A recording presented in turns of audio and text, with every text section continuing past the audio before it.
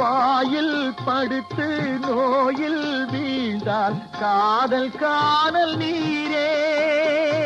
இது மேடு பள்ளம் தேடும் உள்ளம் போகும் ஞான தேரே. இல்லறம் கேட்டால் துறவறம் பேசும் இதயமே மாறிவிடு.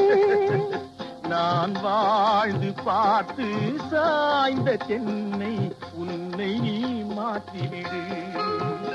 இது கால தேவனின் கலக்கம், இதை காதல் என்